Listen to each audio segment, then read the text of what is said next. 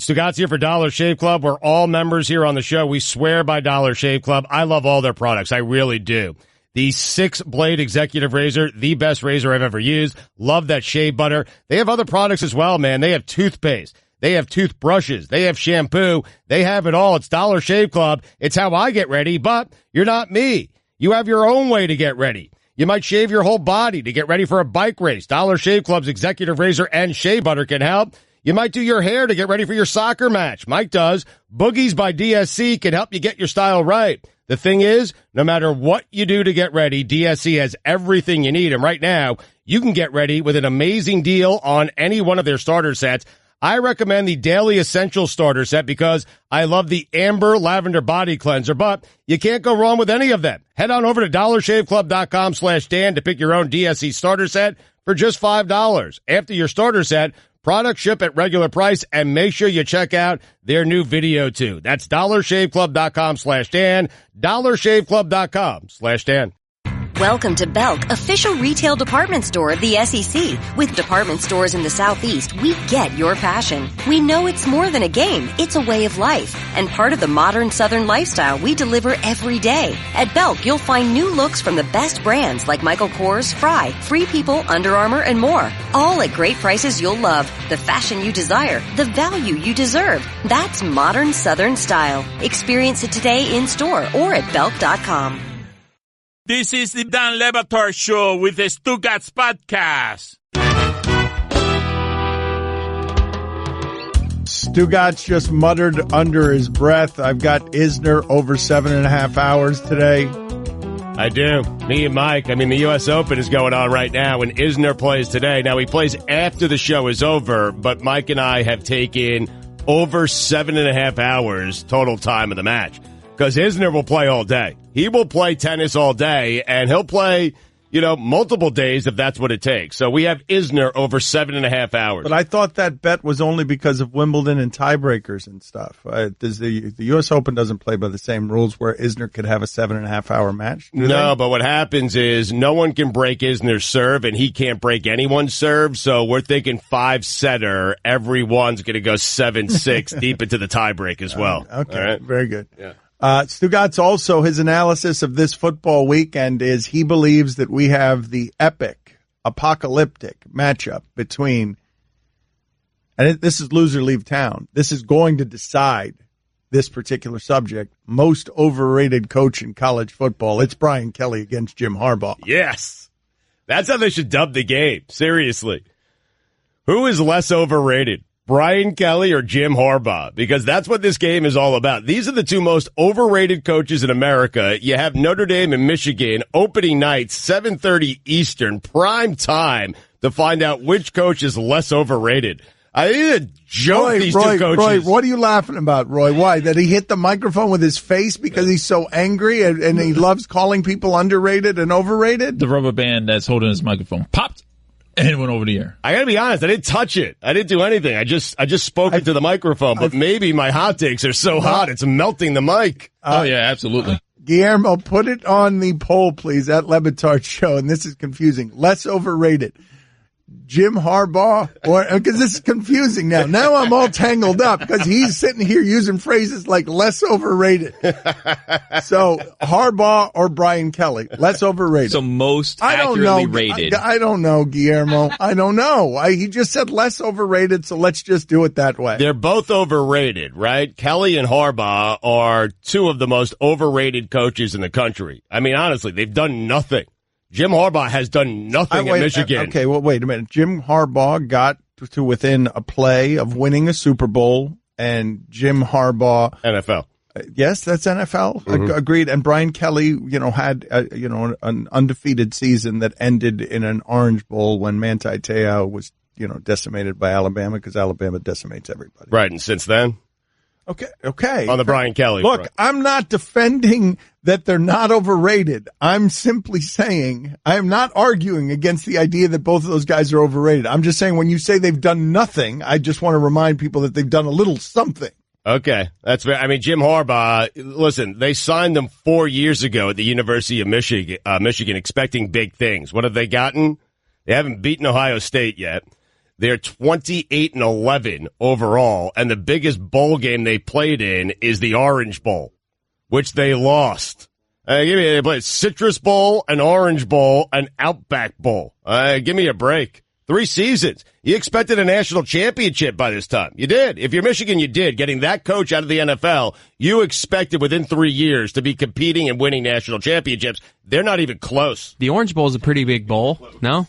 They were 10-3, 7-2 in the conference. They lost to Ohio State again. They went to the Orange Bowl. Jim Harbaugh would be a lot better off if his career at Michigan had gone sort of in reverse. He started too well, and it's been no progress since. Right. Kind of like Brian Kelly at Notre Dame.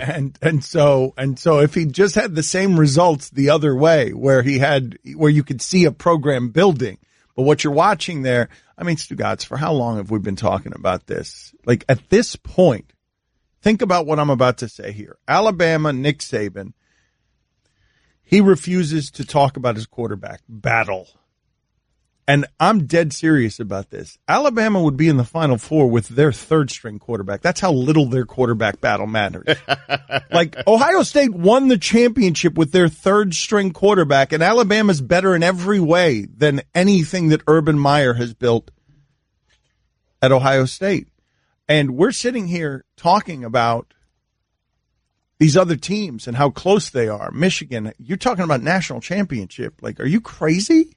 That Jim Harbaugh was supposed to come in and turn it into a national champion in 3 years in a college football ruled by Alabama in every way, where they've got the better players than you.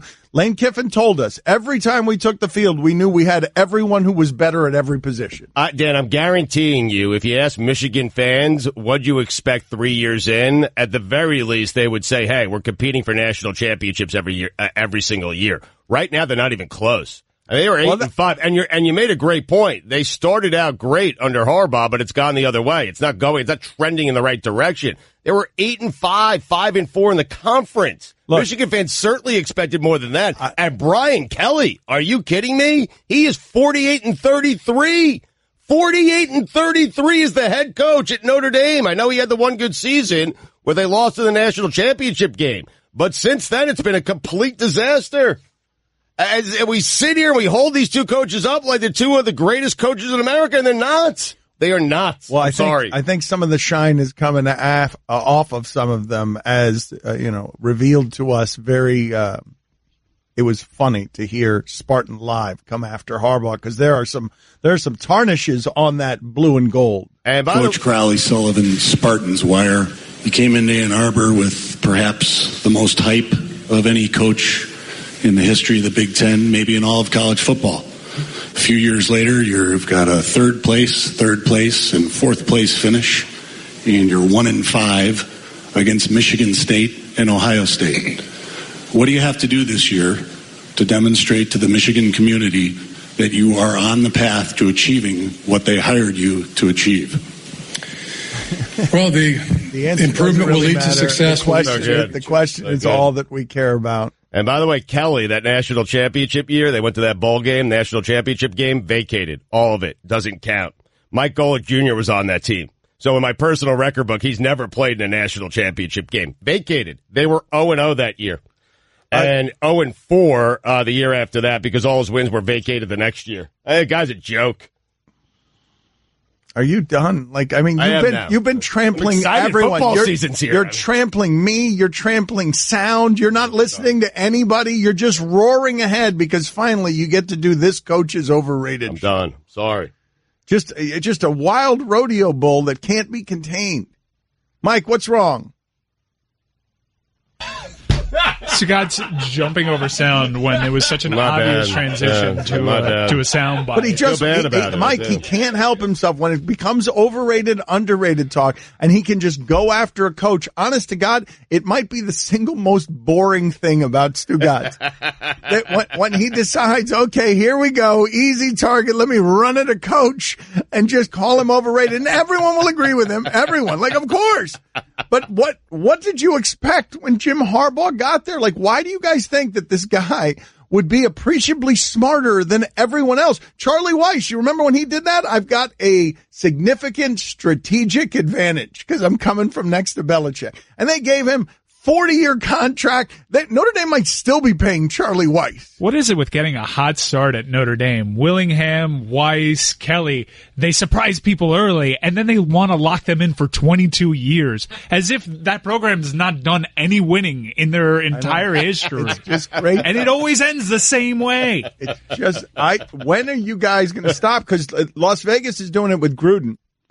When are you guys going to stop with this coach comes in here and fixes everything? This is a new one for Dan. He's still calling the the LA Chargers the San Diego Chargers, and he's about 2 years ahead on the Las Vegas Raiders. Move. Weird. What do you mean it's weird? Why can't I call them Las Vegas Raiders already? Because they won't be there for 2 years. Who cares? They just started building the stadium. Let's start doing it now. Why would we wait? Why would we wait until... We're fine doing it now. The strange part about it is you can't get the Charger thing right. Get that right, and we'll go in with you in Las Vegas. Wait a minute. I didn't say anything about the Chargers, that segment. Nothing. I didn't bring up the Chargers. I know, but I think you're still going to call them the San Diego Chargers 10 years from now. I might do that. So it's super bizarre that you've gotten now 2 years in front of this Las Vegas move. Did the Brooklyn Dodgers win last night? ESPN Radio is presented by Progressive's Home Insurance. Get your quote at Progressive.com today. Baseball season rolls along. Tune in tomorrow night as Bryce Harper, speaking of overrated, and the Nationals. They visit the Phillies, presented by Vivid Seats. Phillies underrated. Coverage begins at 6:30 Eastern on ESPN Radio, ESPNradio.com, and the ESPN app. Here's your SportsCenter update. Jerry Jones said he believes the addition of 2 regular season games, making the NFL season 18 games, and the subtraction of 2 preseason games would be safer for the players. Really? Stugotz, we have breaking news. What happened? The Packers have traded their quarterback. Who? Brett Hundley to the Seahawks. 2019 draft pick. Huh? I just saved hundreds of dollars by switching to Geico. I'm as happy as a clam. Disclaimer. Geico cannot guarantee you will be, quote, as happy as a clam, unquote. The Geico legal team cannot accurately verify clams even experience the complex human emotional state known as happiness. As an invertebrate mollusk living half submerged on the ocean floor with no arms, legs, or wireless access, what's there to be happy about? A clam's all like, oh, I'm so happy I didn't get turned into New England clam chowder today. Pronounced regionally as chowder. Chowder. Oh, that's so fun to say. What were we talking about again? Geico. 15 minutes could save you 15% or more. Dan Le Batard. Dwayne Wade's a 36-year-old man and would whoop up on any of us with relative ease. And I got a feeling that one of us could take Dwayne Wade. There's no combination of 2 of us that could take Dwayne Wade. I cannot take Dwayne Wade. Maybe. Mike and Roy are the I nominees. cannot take Dwayne Wade. Are you insane? Roy, do you feel like you could take Dwayne Wade to the woodshed? Not to the woodshed. No, absolutely not. Stugotz. We are fighting Dwayne Wade. No rules. We are fighting Dwayne Wade. I could beat him at Yahtzee, for sure. At Yahtzee? Oh, yeah, I'm good at Yahtzee. I'll beat him at putt-putt. I'll beat him at Uno. I'll beat him at basketball. This is the Dan Le Batard Show with the Stugotz on ESPN Radio. I'll get to your overrated. I can't believe after all these years that you still love overrated coach talk, and it still makes you crazy passionate. And it's the best. The checks keep cashing, and I keep doing it. It keeps annoying you. But I just can't believe that it's still something that you believe in so zealously. It's just weird. Like, everyone in the world right now is saying that Jim Harbaugh and Brian Kelly have underachieved. Everyone's saying that. So now you want to knock them a degree lower than that by saying, no, they're even more overrated than you think. Yes. Listen, in the world of hot takes, Dan, you always got to outdo what everyone else is saying. So I just take these things one step further. I mean, listen, neither of these guys deserve to be a head coach in college football. That is fair. Harbaugh was better in the NFL. What? He can't recruit. He's not a salesman. He had tremendous success at Stanford. They don't deserve. They don't. What did he do there? So, I mean, he did just tell us what he was going to do. He said you got to keep going more and more extreme. Oh, he had tremendous success, huh? 29 and 21. Yeah. 21-15 in the conference. Hey, yeah, the 12-1 and the 8-1 that final season went to the Orange Bowl. They kept improving. Yeah, 4-8, 5-7, 8-5. He inherited something that wasn't in very good shape. Yeah, it was lucky. And as Michigan, it's gone the other way. It was luck. It wasn't lucky. It was luck. He beat. He was a 44-point underdog, I think, to USC. wait, Guillermo, he didn't get the joke? I don't think he got it. I was trying to feed it to him in his ear. He blew right past. I don't think he got it. No. I did get it, and I was trying to figure out how to weave it in. But you did say lucky, did you not? I said luck, and then a lucky, and then I said literally. Yeah, you're right. Andrew Luck played for. Remember Andrew Luck? I do remember that. Yeah. He recruited him. Yeah, he did. Yeah. Won a national championship with him? No, he didn't. Okay, there it is. That's the only. Okay, very good. And luck is also overrated. While you're at it, Guillermo, put it on the poll, please. If Alabama started its third string quarterback, would you still favor them to make the Final Four? I'm serious about this. Because Nick Saban keeps yelling at the press and he keeps arguing about who his quarterback's going to be, and I'm not going to tell you who his starter's going to be, and I'm not going to tell you who's going to play, and I might not rotate quarterbacks, and it doesn't matter. Right. He could go with just a running back, and I figure they'll win the conference, in games 9-6. Isn't that what Jalen Hurts kind of is? I mean, a little bit, a little bit. But they've arrived in a place where they've got so many of the advantages that if you're going to go buy a savior coach, they are the Warriors. Alabama's the Warriors. They've lopsided everything. Like maybe you can challenge them if you've got Deshaun Watson, a transcendent player, but they're always better. They're always going to be favored. Is Alabama again favored in every game this season already before we've even started? I'm sure they are. I mean, they were challenged last year, to be fair. They weren't challenged. They won that game late in the game. No. They were challenged. They shouldn't have even been in the game. Right. They shouldn't have even been in the Final Four because they lost. It doesn't mean that they can't lose. Of course, in one game samples, anybody can lose, but they've tilted all in a salary capped sport, right? Because everyone's playing under the same rules in college football. In a salary capped sport, they've tilted all of the advantages in their favor. They get everyone they want. Their players are all better than everybody else's players.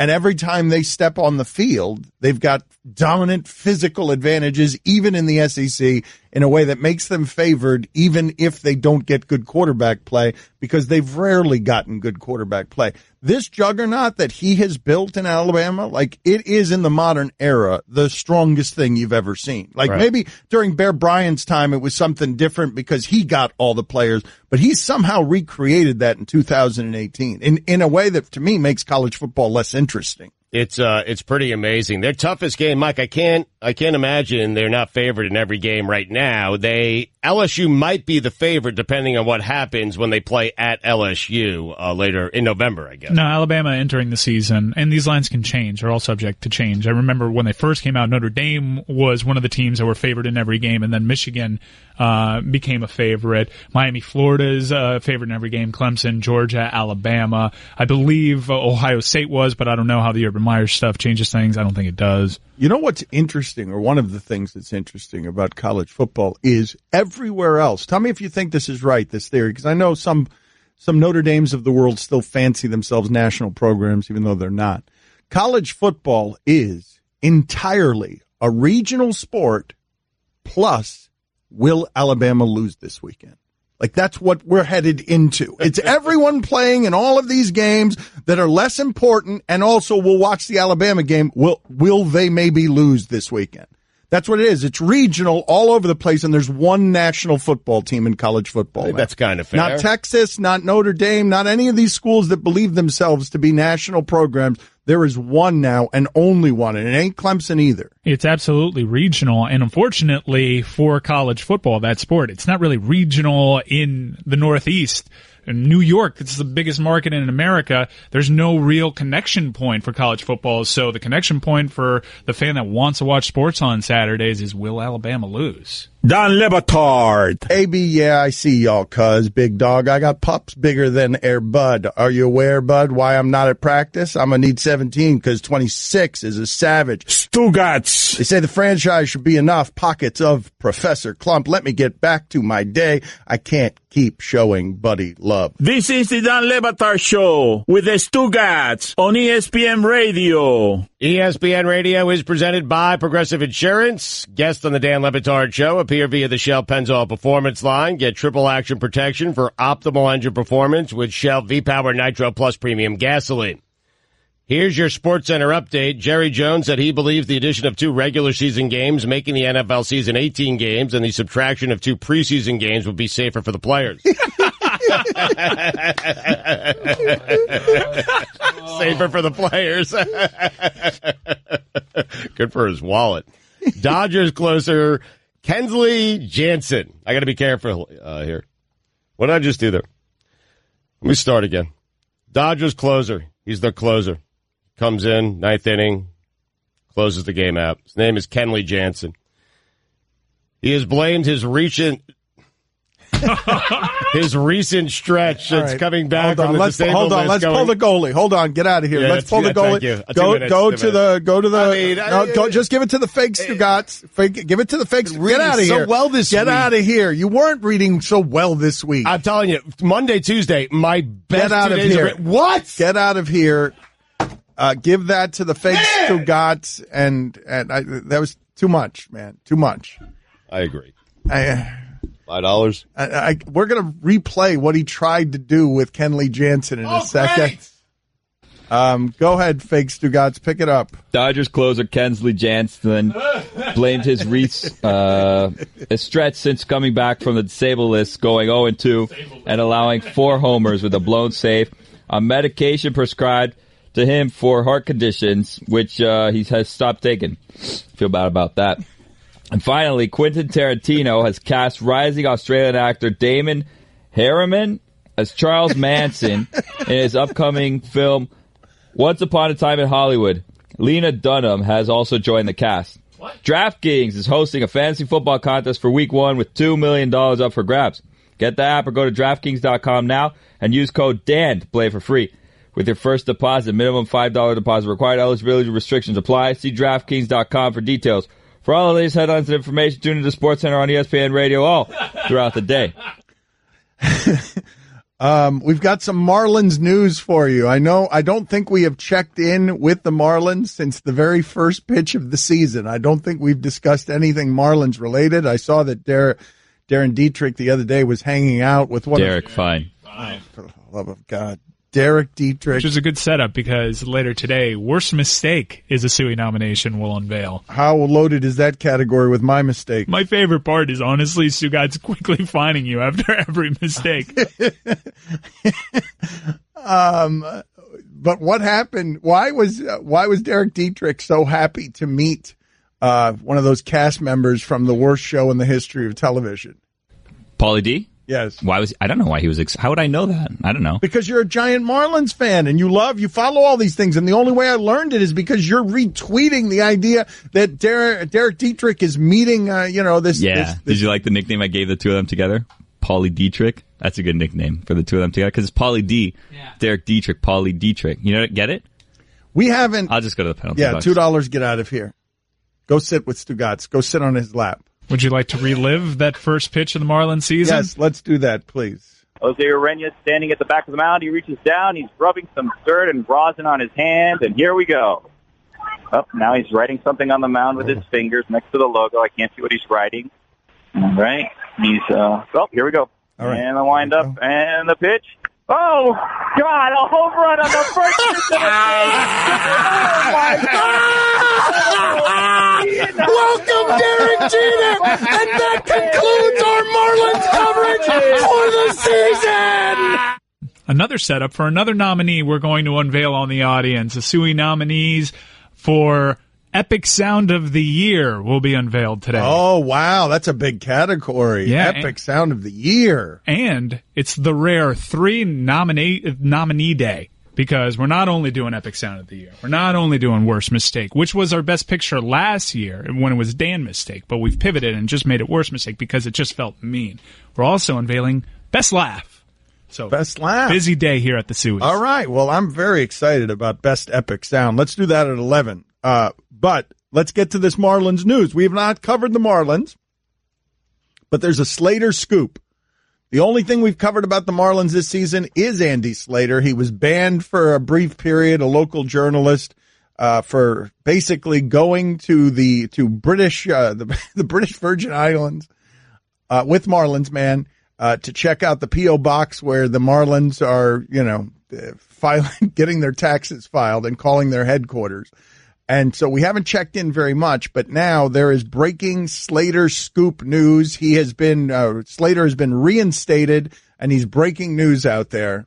Just in, Slater scoop says Marlins announce that they encourage fans to bring musical instruments, flags, and more to Marlins Park next year in the newly named outfield section Comunidad 305. Oh, they are now at the greatest desperation possible, which is pandering to the brown people.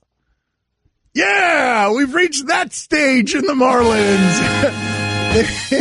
25 years down here, all we've been doing is hearing how to get the Latin people. Ivan Hernandez will bring them. Alex Fernandez will bring them. Just put a bunch of Latin guys out there. This isn't a surprise because Derek Jeter early on was saying, I was here for the World Baseball Classic games and all that flair. We want to bring that to Marlins Park. And he's quickly realized he can't really do that with the on-the-field stuff. So he's just all the security violations, bring him in. Let the flags in. It'll be totally fine when a fight breaks out and someone gets speared by one of these flags. Bringing everything but the good players. That's right. Everything but the players that cost money. Flags, bring them on in. Weapons of all kind. Not of all kind. No. But a drum could double. This is going to open up a can of worms, honestly. I mean, what? So, look, I am all for Latin flavor on your baseball. But we all know how this is going to go. Now fans are going to get baseballs thrown at them by pitchers on opposing teams for being too enthusiastic. Like, baseball likes to scrub this stuff out, eradicate it. Somebody pimps out a trot, like... You got like a staunchy old pitcher just throwing a 95-mile. Yeah, like poor Pepe's just in the stands. He came to the game because he's got a Puerto Rican flag at home, and poor Pepe's sitting there, and next thing you know, Kershaw's winding up and hitting him in the neck because they're celebrating too much behind home plate. You're acting like it's going to be more than just me with a vuvuzela there. I'm saying this is an attraction. I'm saying they might get 9 local Latin people to come in just because they want to wave flags and blow horns. They do that anyways, don't they? I guess now they're just wrangling everyone into one section. Like, no more fun throughout the stadium. Look, this section only. At this point, the Marlins are so desperate for fans, I wouldn't be surprised if coming through security was somebody on a burro, like just selling snow cones. I mean, that's not going to be the funnest atmosphere for 9 innings, just sitting around people waving flags and drumming on drums. I went to a Seattle Sounders game, and I went to the supporters section. I was like, why are these seats so cheap? The seats are amazing. They're right behind the goal. And I went there, and I realized, oh, you're not there to watch the game. You're there to work. They actually have 3 drill sergeants making sure you're not on your phones. It's general admission. You can barely see the action because a banner is in your face. And when that banner's not in your face, you're helping raise another tifo. And there's drums everywhere, and they give you pamphlets to sing the songs. It was a really stressful experience. I'm glad I did. It was fun for once, but doing that for more than 90 minutes ever again in my life, it's too much, man. What else can you bring into their ballpark? Like, what is it? It's flags, it's horns, is it tambourines and stuff? There has to be, like, a limit, right? Like, you can't take a giant tuba or, like, a viola or one of those, like, what's the one that, like, you stand up and it's like a violin that's, like, 7 feet tall? Like, you can't take one of those in, right? Like a harp? No, like the one that's like this, and you go like this. Harp. Like, what is that? You can't take one of those in, right? There have to be limits to what these instruments are. Tuba. A piano. You can't bring a piano if you wanted to. I just love, though, that we've already reached, it took all of one season. The solution is not to get better players. It is, how do we get, this ballpark is surrounded by all these damn brown people. How do we get one of them to pay? One of them. Jeter falling into the oldest Miami trap there is. We could sign a Latin superstar. No, terrible idea. They ran off all the Latin people when their manager said he admired Castro. You remember that? $1 bills, yo. $1 bills, yo. Summer is rapidly reaching its conclusion. That means you're running out of time to fully enjoy your deck the way it's supposed to. And if you can't because your deck looks terrible, I suggest you stain it using Valspar. Stugotz will tell you how. If your plans for the big weekend include finally staining the deck. By the way, I'm sorry. Billy was thinking of a cello. That's what Billy was thinking I think he was thinking of an octobase. It's the largest instrument in the on the planet. I can't speak. Dan Le Batard. I would love to see you own a farm. What would you do on a for farm? the love of God. Mike, fix my farm. I would starve. I would lose weight. I wouldn't know what to do. Stugotz. Stand on a tractor. Imagine. Mike, milk my cow. Imagine. There can't be a worse farmer than me anywhere walking this planet. I think I'm a close second on that. I think everybody in the world would be better than me. This is the Dan Le Batard Show with the Stugotz on ESPN Radio. For those of you who do not know, Mike Golick Sr., one of the signature voices and faces of this network for a long time, is a fraud when it comes to his name and maybe beyond his name. He is not Mike Golick. He is Mike Golich. He's been trafficking in a scrubbing of that name on these airwaves for a long time. But Mike Golich likes to text Stugotz with his arguments to things we're talking about. And not surprisingly, Mike Golich says Notre Dame is still a national program. So, Guillermo, put it on the poll, please. Is Notre Dame still a national program? That homer thought last year that Mike Golich, he made a bet with this show on the Notre Dame-Miami game, a bet that he lost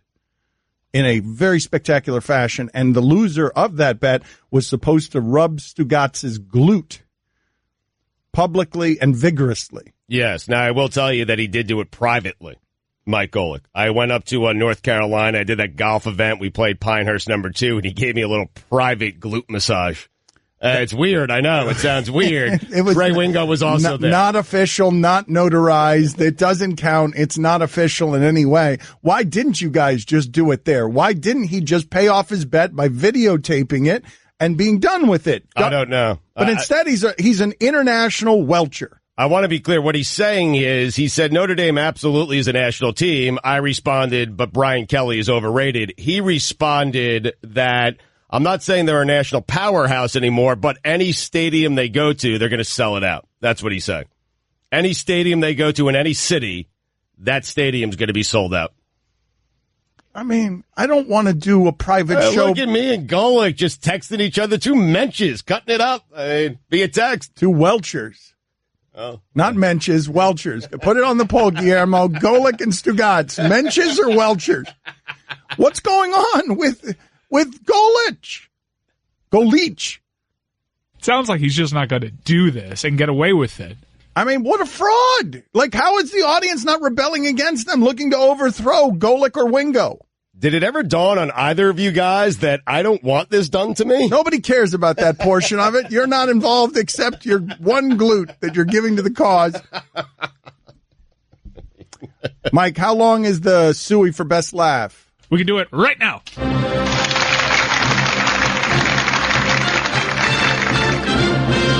And now, the Suey nominees for Best Laugh. Amin Al-Hassan. Reese Davis. Stefan Diggs. Busta Rhymes. T-Boz. The guy who snuck into the third row of the Mayweather-McGregor fight, Oliver Regis. Former Utah Jazz coach who Dan thought was dead, Frank Layden. Jalen Ramsey. UCF athletic director, Danny White. Former most interesting man in the world, Jonathan Goldsmith. Joe Thomas. John McTiernan. Johnny Knoxville. Shark Tank's Kevin O'Leary. Terry Bradshaw. Another Terry Bradshaw. Fake Howard Cosell. Stugotz. Hulk Hogan. Dominique Foxworth. C.J. McCollum. Richard Lewis. Mina Kimes. Danny Trejo. Katie Nolan. Marty Smith. Dan Le Batard. Patrick Peterson. The guy administering Dan's testicular ultrasound, Jose Alfonso. Jeff Bridges. Another Jeff Bridges. A third Jeff Bridges. The woman who released the Dolphins' assistant coach cocaine video, Kiana Najee. Loaded, man. Loaded. I'm totally disoriented. I don't have any idea what to do about what just happened to us. The woman who released the cocaine video. Stugotz here for Dollar Shave Club. We're all members here on the show. We swear by Dollar Shave Club. I love all their products. I really do. The 6-blade executive razor, the best razor I've ever used. Love that shave butter. They have other products as well, man. They have toothpaste. They have toothbrushes. They have shampoo. They have it all. It's Dollar Shave Club. It's how I get ready, but you're not me. You have your own way to get ready. You might shave your whole body to get ready for a bike race. Dollar Shave Club's executive razor and shave butter can help. You might do your hair to get ready for your soccer match. Mike does. Boogies by DSC can help you get your style right. The thing is, no matter what you do to get ready, DSC has everything you need. And right now, you can get ready with an amazing deal on any one of their starter sets. I recommend the Daily Essential Starter Set because I love the Amber Lavender Body Cleanser, but you can't go wrong with any of them. Head on over to dollarshaveclub.com/Dan to pick your own DSC starter set for just $5. After your starter set, products ship at regular price, and make sure you check out their new video too. That's dollarshaveclub.com/Dan, dollarshaveclub.com/Dan. Welcome to Belk, official retail department store of the SEC. With department stores in the Southeast, we get your passion. We know it's more than a game, it's a way of life, and part of the modern Southern lifestyle we deliver every day. At Belk, you'll find new looks from the best brands like Michael Kors, Fry, Free People, Under Armour, and more. All at great prices you'll love, the fashion you desire, the value you deserve. That's modern Southern style. Experience it today in store or at belk.com. Soon after, people were discussing the idea of gambling making its way to sports in a way that is endorsed by the sports leagues. And as the World Cup arrived, this show developed a full-blown gambling habit. All of you heard it happen on the air. And next thing you know, Mike Ryan and Stugotz are living and dying with the third set of the Houston Open. And so now, today, I believe that they have entertainment purposes only. Yeah. Entertainment purposes only. Always. I believe that they have the matchup that is the funniest two names that could go after each other one-on-one in any event throughout sports. It's Tsitsipas versus Medvedev. And Mike and Stugotz are riding it like a burro through the Miami airport. It's Medvedev, but hopefully it's Medvedev after Tsitsipas gets through with him. Exactly. I ain't trying to say either of those names. Not happening. I call him Medi. What is Tsitsipas' first name? Is Tsitsipas' first name Sid, or is it another name? No, Sid Sixero. This is Stefanos Tsitsipas. Oh, nice. All right, so it's Tsitsipas against Medvedev. Yeah, just go with the Greek versus the Russian. Works for me. And so what do you need? What do you have? You were very worried because as far as I can tell, your entertainment purposes are on Tsitsipas. Well, remember, when this started with tennis, it started with a Tsitsipas-Isner match. And we had Tsitsipas upset Isner, and Isner gave it to us. But the kid since then has learned from that difficult defeat at the hands of Isner. He's even beaten Novak Djokovic at the Toronto Open, which you know I had entertainment purposes only on. But then, an early exit because he left it all out on the court in Toronto and Cincinnati. Kind of disappointing. This, true slobber knocker. 1-0 history to the Russian. Between these, when these two match up. The kid's learning he may still be a couple of years away. Put your kids to bed. This show, riding a dolphin. That dolphin, Tsitsipas. Couple of years away from winning a major, you're saying, right? But today is his day, right? He made it to the finals in Toronto. Rafa showed him what a true champion does. He's going to get better. And it starts today with this Russian. So moving on from tennis talk that I'm sure you'll hear more about over the course of this show, Pro Football Talk made a prediction. The prediction is that the XFL will start soon advertising itself as the hard-hitting alternative to the NFL and then go to the fall as well in order to get people who want something different in the space. And Mike Freeman, who's covered football for a long time, agrees. Do you think that that's what's going to happen here as football keeps changing? Football, I really think we are headed toward some of these games being decided by referees in a way that makes people uncomfortable because they haven't figured out how to manage the safety and the violence. Right. Do you think that that's in play? Do you think that the XFL can say no more namby-pamby stuff, the real stuff? We're going to give you the real stuff with concussions. We're how do you think? But the NFL comes back and says we're going to give you real players, the best players in the world. I know, but they are playing football in a way that we're not used to seeing. The way that the game has evolved, not just with all of these 3-yard passes that everyone is playing safety ball all over the place, but beyond that, the way the game has evolved in terms of liabilities. Don't you think when the referees go to visit the Philadelphia Eagles, the champions, and they're explaining the new tackling rules, and when they leave the room, the players are more confused than they were when they got there? Don't you think that over the first month of the season, we're going to have some results in a league where every week matters because there are only 16 of them? We're going to have some results decided by calls where you're like, what the hell was that? What was that? That's not football as I recognize it. We're already doing that with catches. We're about to do it with legal tackles. It would be sort of surprising because I think when we first heard the rumblings of the XFL re-upping and starting back, we thought that they were going to really try to get that disenfranchised football fan that the game's too safe now, it's mamby-pamby and all of this. And then they came out with a very bland marketing scheme that they were paying way too much money for, and safety is a part of this marketing scheme. It was almost as if they were going to be the even safer league. So if Pro Football Talk and Mike Freeman are right, it would be quite the pivot from something that they, again, have spent way too much money on marketing. But I've been confused by what the XFL was doing because some of the marketing strategies didn't make sense to me. Like, why are you putting these games where you're putting them in the calendar?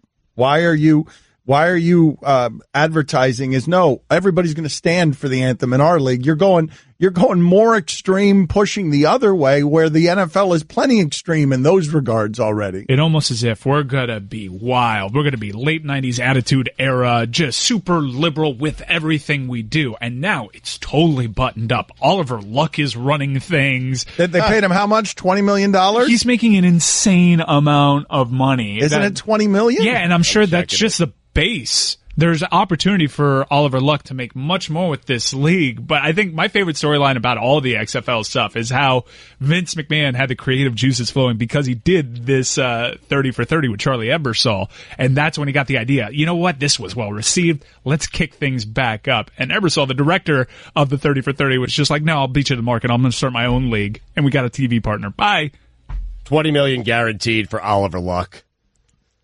How does his son feel about that? Well, it's a lot of money. Maybe I can get on the phone. Jack Doyle. Sorry, I put you on the spot there. You weren't really ready for that. Not really a great possession, you put me in. But hey, I threw a football the other day. That was great. Did I heard there was some more sound while I was in Africa, that there was some more Andrew Luck sound in 2018 where it can be hard to mock some things. We have found a safe space, simply mocking the voice of Andrew Luck and the way he talked.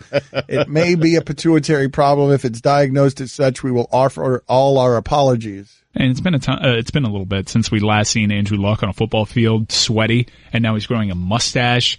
Not prepared for this. Okay, but I do find fairly amazing that somehow in America's most popular sport, Andrew Luck could have, one of the most valuable arms anyone know about, sort of botched by whatever the doctors were doing to it. Yeah. And we just sort of keep it moving. He's only able to throw high school footballs. He can only throw them 10 yards. We don't know about his status, but nobody's ever taken this long to return from this kind of injury. And what happens then? He goes to Europe and boom, he's throwing footballs again. Andrew, how do you think you played tonight? Not very well, but it was fun. It was a good chance to be out in front of the home crowd. We've certainly got a lot of things to work on as a team, and that's the beauty of it. I know personally I feel like I've got a lot of things to work on. And at the same time, we did some good things, and if we continue to improve every day as a team, as individual players, we'll be all right. What didn't you like about the way you played? Turnover in the red zone comes to mind always.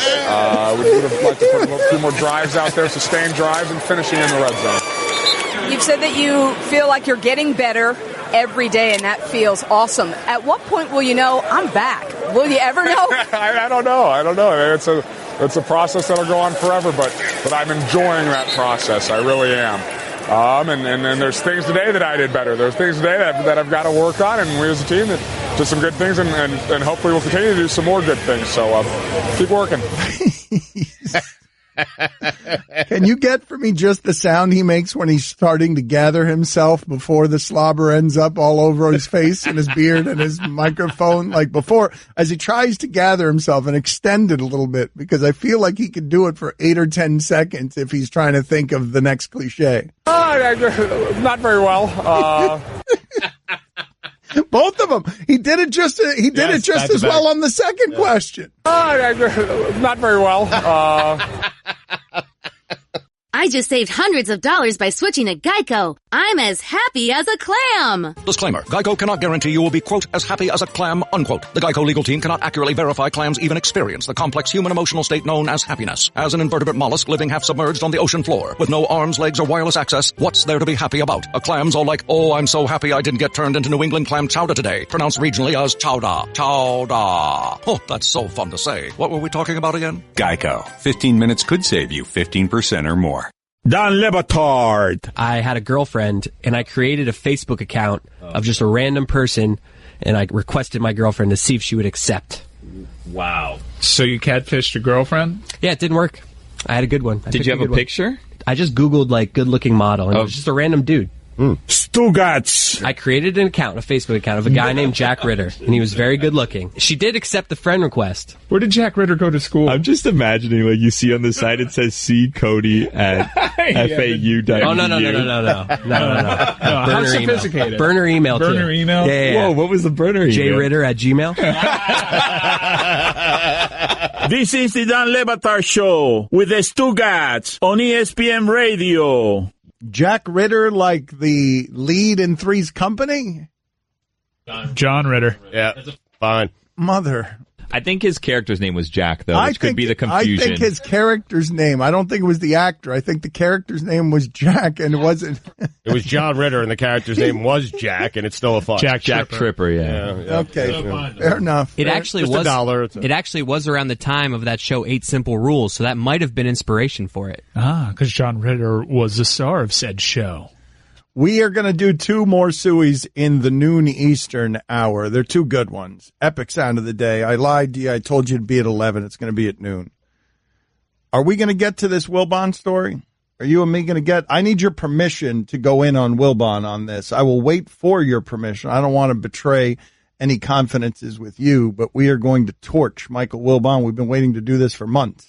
I'm okay with it. I'm waiting for you to do it. I've been waiting around, so it's totally up to you. Listen, you have this relationship with Wilbon, okay? He respects you. You respect him. You guys are very, very good friends. He hates you. I know he does. The feeling is not mutual, by the way. I like Michael. I respect Michael. We disagree occasionally, but that's okay.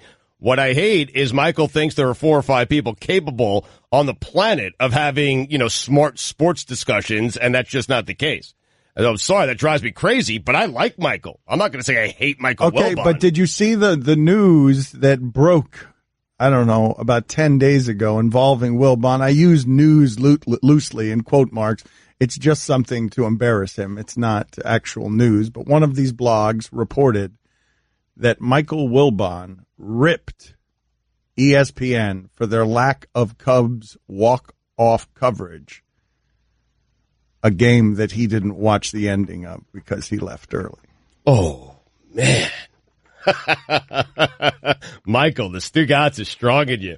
Now, this is something that was reported publicly, and so it made me think of what happened with us and Mike Wilbon. Mike, I don't know if you have that sound there anywhere. I mean, I don't want to undo one of the Suey nominees, but okay, let me dig this up. Okay, yeah, because Mike Wilbon was very condescending with Stugotz about something. I know you work hard for many, many years to earn this credibility, and certainly Michael has it, but when I say there's a little bit of Stugotz in everyone, there's a little bit of Stugotz in everyone. Now, I left the Florida-Miami game years ago at the Orange Bowl. I left early. You left at halftime. The Canes were down big. They had an epic comeback. I watched it at P.F. Chang's over a plate of chicken lettuce wraps.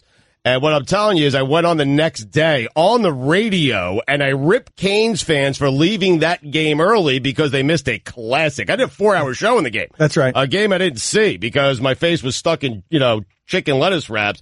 And Wilbon just did the same thing. And that's all I'm saying. He is far more credible than I'll ever be, okay? But there's a little bit of Stugotz in him. Right, and there's a little bit of Stugotz in everyone. Well, hold on a second. Maybe there's a lot of Stugotz in Wilbon, though. So here, let's give you the framework on this particular evisceration from Mike Wilbon. Mike Wilbon did not like what Stugotz was suggesting. Do you remember what your suggestion was about the Warriors and playing late in the game? Yeah, Steve Kerr allowed his players essentially to coach the team against the Phoenix Suns, who aren't very good, and Michael didn't have a problem with it. And I said, what if they did in the playoffs? Something like that. And so he got upset about that, and this is how it went. Mike, he does a Game 7 against the Rockets, Western Conference Finals. You okay with it? He lets Draymond... Game 7's on February the damn 10th. I'm just saying... Don't ask me a stupid question. Michael, no. Dumb to even ask me. Michael. To compare Game 7 with today? Stop being stupid. Seriously. Mike, no, the Rockets are up 3-0, and Steve can't reach his team. They just want to get to the finish line. And he says, hey, Draymond, coach the team. This is why, if I can talk to Dan about something reasonable, instead of something this dumb, then I'll come back, then I'll stay on the show. If not, I got better stuff to do, fellas. Better stuff to do. Call me a bum. I mean, he doesn't like you very much. And I couldn't help you noticing you chuckling the entire time. I mean, I have my back. I always think that that's funny when someone unfurls. When someone calls me a bum? When someone unfurls their bona fides on you, or when someone is so dismissive. Like, that is as dismissive as anyone's ever been with anyone around here. The idea of let the adults talk at the adults table. But this is where I have to be a lieutenant in Stugotz's army. Yes. We learned...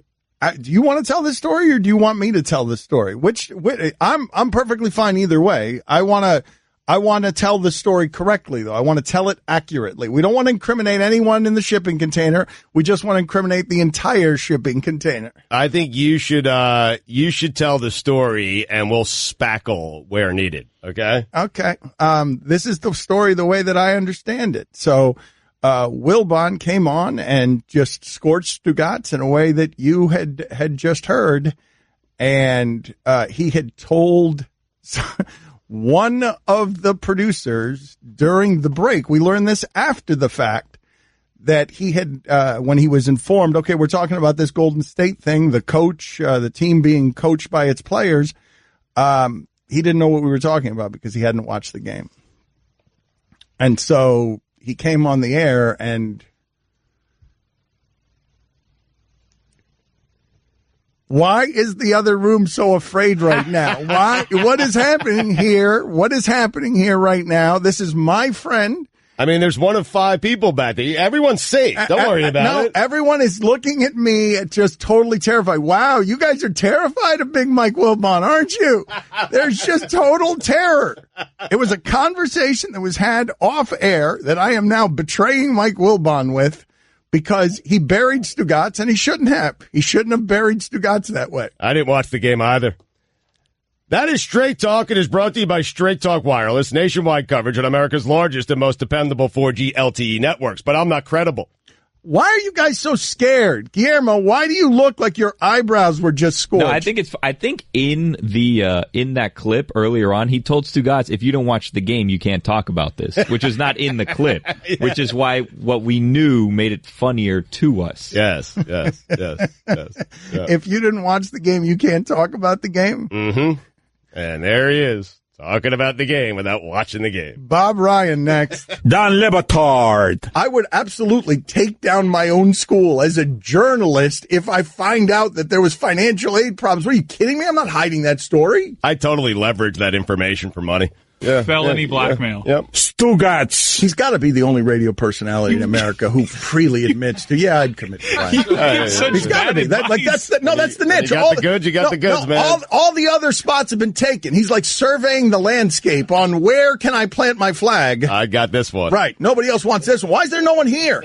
Wow, this looks like such a great land. I could just claim all fraud and crime. Worked out well for me. This is the Don Le Batard Show with the Stugotz on ESPN Radio. Bob Ryan used to be at the Boston Globe. We love talking to him. Before we get to Bob Ryan, though, what's going on in Tsitsipas Medvedev? What's going on, Mike? What do we have happening here? Tsitsipas Medvedev. It is every bit the battle that we signed up for. 3-3 in the first set. Everybody's held serve so far.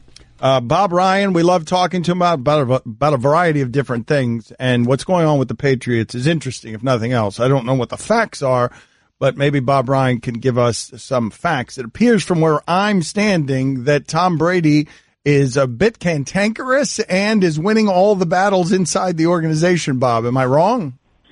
I would say that's an accurate reading of the situation, going back to the Garoppolo trade.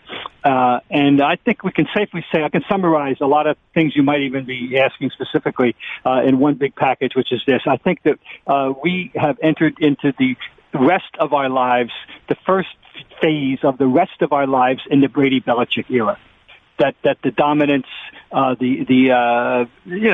the whole thing is about to enter into a new phase, a less glamorous phase, a more combustible phase, and at the center of it all is a 41-year-old quarterback who is hanging around, messing up the whole dynamic. And playing very well. I mean, but the point is, if you told Belichick, just go back to the 2015, and if you told him, ask him what things would be like in 2018. Well, I got my kid. I got my Aaron Rodgers to my Favre. I got my Young to my Montana. His name is Garoppolo. Tom will be retired, off and running, wherever he's doing, and life will go on. And Tom brings confusion with this Alex Guerrero stuff, plus just his general change. He's kind of weird now, and I'm sure that Belichick isn't happy about any of this. Well, wait a minute. What do you mean weird? Because what I've seen from Tom Brady, you correct me if I'm wrong, you've covered him for a long time, and certainly you are the authority when it comes to sports in that region and to us, sports in general, really. But when Tom Brady is at this age, it appears to me, finding his voice and realizing, wait, I've had the LeBron power all along, and I've just decided to be subservient because I'm a good soldier. And now at the end, he's like, no, never mind about that. I don't have to be. I've got the hammer.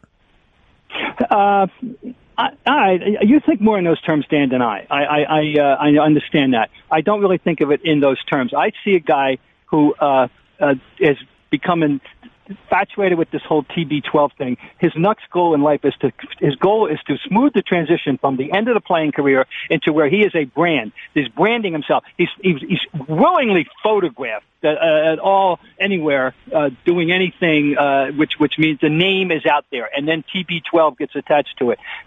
And this whole TB12 thing, is built around a guy, Guerrero, who has been in trouble with for fraudulent practices in the past. Is a questionable character, person in terms of what this whole thing is all about. And Tom's just wedded to this. He's not a normal guy anymore. That's it. He just isn't. And wait a minute. Again, you're coming back to the weird analysis. Again, you're doubling down on each.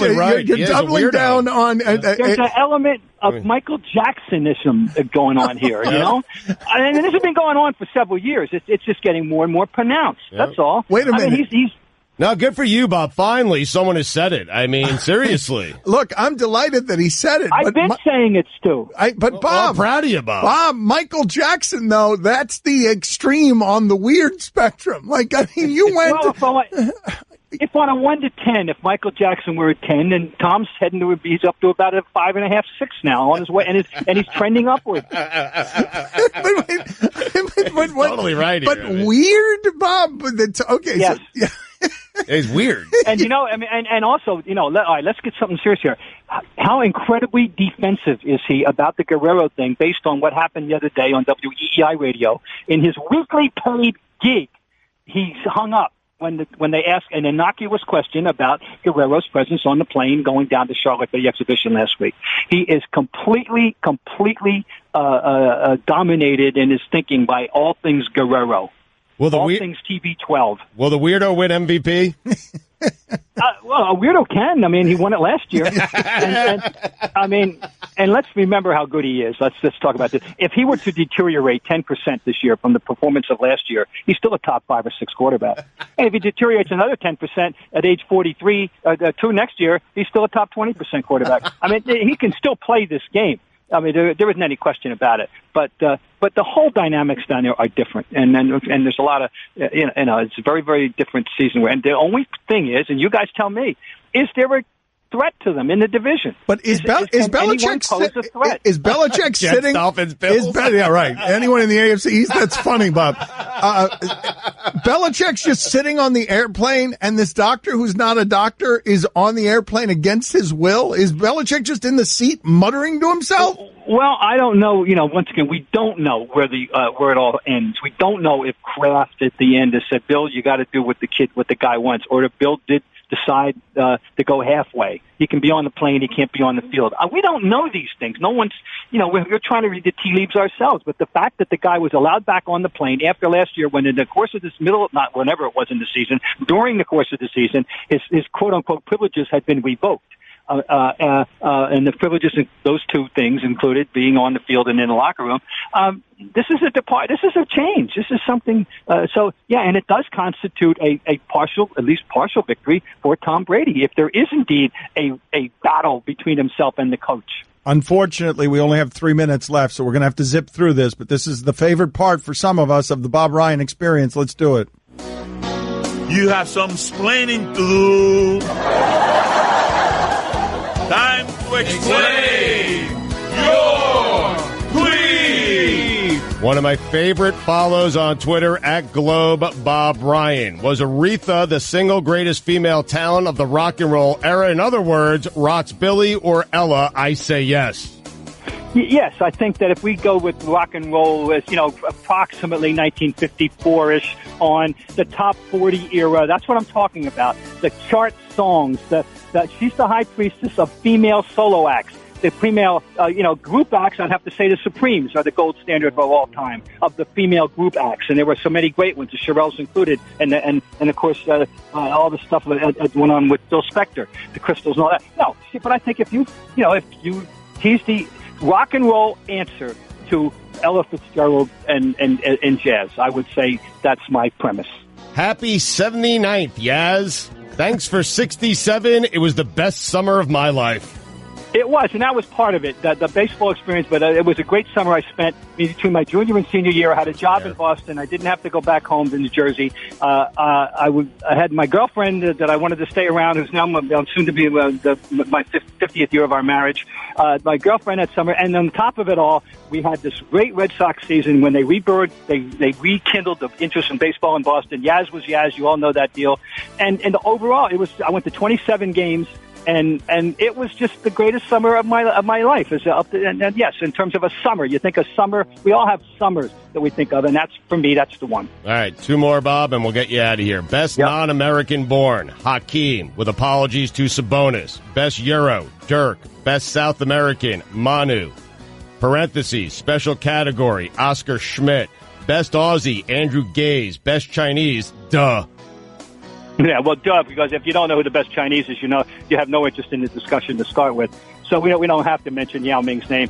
The one that's caused people angst, and I had fun with it, is Andrew Gaze. Obviously, there are better NBA players who have come from Australia and more accomplished players than Andrew Gaze. I just happen to be a fan of international basketball as well, and Andrew Gaze is the most celebrated Aussie for the Australians in international competition, and he did have that one championship at Seton Hall. What's Oscar Schmidt doing in there in parentheses? Special category. Okay, Oscar Schmidt, who never played in the NBA. I'm very partial to Oscar Schmidt. He never played in the NBA, but he is he's one of the most interesting characters in the history of international basketball. He's the all-time international scorer. In other words, no one has scored more points in international competition, almost 50,000 over his career, which included 5 Olympics, than Oscar Schmidt. A great scorer. He turned down the chance to go play in the NBA because they weren't going to pay him what he thought he was worth. He said, screw it, and he stayed in Europe and his whole career. But that's all, Oscar Schmidt. All right, so it's Oscar. That's a fine, Dan. Quick one here, Bob. Less than 30 seconds. Only one man in the entire history of mankind has ever bowled a 300 game in competition and hit for a cycle, and he's standing on second base right now. Yeah, I was tweeting that one night at Fenway when Mookie Betts got to second base, and it's well known in Boston that he is a great bowler, the best bowler in the history of baseball players. There have been some good ones, by the way. Art Mahaffey comes to mind, but he once bowled a 300 game in a PBA competition. He's a legitimately outstanding bowler who could make a living as a bowler. I just thought it was a fun tweet to put out there. And at that moment, he was standing on second base. You are the best, Bob. Good talking to you. Mike Ryan just proclaimed you the greatest guest in our history, the history of the show. Wow. Well, I'm flattered. Thank you. Splash! Guillermo, put it on the poll. Did you know that Mookie Betts bowled a 300 game? Bob said like it's common knowledge. And is Bob Ryan the greatest guest in the show's history?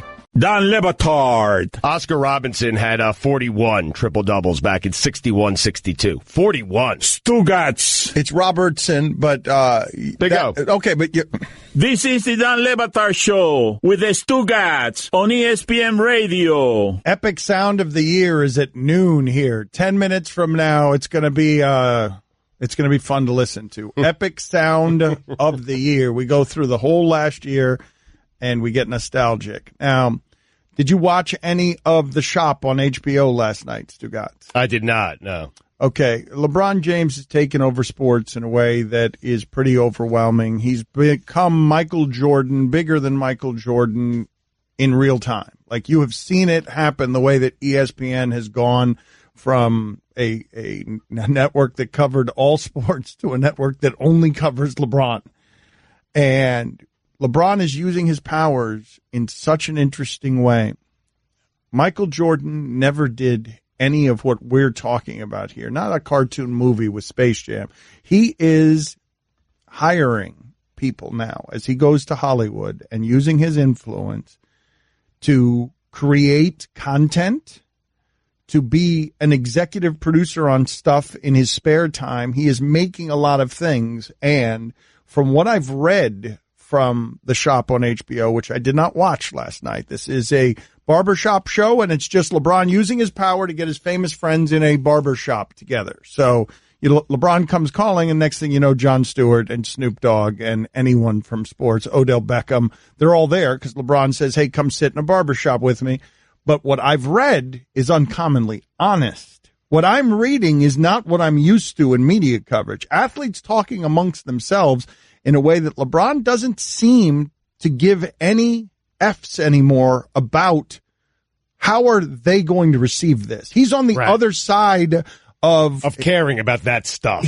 But we are a long way from him in the finals telling people that he got to go back to a great life as they had to go back to their broke lives. Right. But now look at what I'm reading here from Odell Beckham. This is from Odell Beckham, and you do what you want with this information. But this is Odell Beckham in The Shop on HBO. And if LeBron starts creating more authentic content, it's what the Players Tribune is trying to do, where you eliminate the media. You eliminate the middleman. You are your own boss. Why would LeBron want to give away access to him? But what does he have to gain right now when he can control his own access and sell it himself? And sell it himself. Yep. With Maverick, with his quote unquote posse. Mm-hmm. Plus, who's going to say no to LeBron? That was your point, right? Who's going to say no? Well, Odell, he gets you into every room. He gets Maverick Carter into every room. But here's Odell Beckham, quote, I had it happen the other day. I didn't want to take a picture. Like, I'm really in a rush. I got to go. I get on Twitter. It's like, oh, yeah, I'm a Giant season ticket holder for 30 years. I'm like, first of all, you're 20-something. And then it's like, oh, Odell's a bleep hole. He didn't want to take a picture. I tell people this all the time. I really feel like a zoo animal. Like, that's where life has gone for me now. You used to take your kids to the zoo, and we used to be like, I want to see the lions, or let's go see the lions. And you go out there, and the lions are laid out. You know what I mean? And it's like, Why aren't they doing Lions stuff? Like, I've got people who call out Odell dance like I'm a show punk, a show monkey or something, like I'm a puppet. You know what I mean? And it's to me, that doesn't feel good, but it's like, damn, that's what life has become now. But can you ever really detach from that? What do you make of that? That comes with celebrity, and I think a lot of people probably cringing, saying, give me $90 million guaranteed dollars and I'll take as many pictures as you want. But it's not that easy. I'm with them where it's not that easy. I'm sure a lot of people react to it that way, and that's a classic age-old argument in sports. The gulf between fans and athletes is paved in gold. But LeBron's getting them to talk honestly there. Stugotz here for Dollar Shave Club. We're all members here on the show. We swear by Dollar Shave Club. I love all their products. I really do. The 6-blade executive razor, the best razor I've ever used. Love that shave butter. They have other products as well, man. They have toothpaste. They have toothbrushes. They have shampoo. They have it all. It's Dollar Shave Club. It's how I get ready, but you're not me. You have your own way to get ready. You might shave your whole body to get ready for a bike race. Dollar Shave Club's executive razor and shave butter can help. You might do your hair to get ready for your soccer match. Mike does. Boogies by DSC can help you get your style right. The thing is, no matter what you do to get ready, DSC has everything you need. And right now, you can get ready with an amazing deal on any one of their starter sets. I recommend the Daily Essential Starter Set because I love the Amber Lavender Body Cleanser, but you can't go wrong with any of them. Head on over to dollarshaveclub.com/Dan to pick your own DSC starter set for just $5. After your starter set, products ship at regular price, and make sure you check out their new video too. That's dollarshaveclub.com/Dan, dollarshaveclub.com/Dan. Great news. There's a quick way you can save money. Switch to Geico. Geico could help you get great coverage at a great price. And it only takes 15 minutes to see if you could save 15% or more on car insurance. Go to geico.com today and see how much you could save. This is a big awards category. It's the whole last year. It's epic sound. I'm going to spend this entire time, the next 9 minutes, beating the holy hell out of Stugotz because he's been wearing me out all show with Jets quarterback talk. So I'm going to leave for a second just to beat the holy hell out of Stugotz.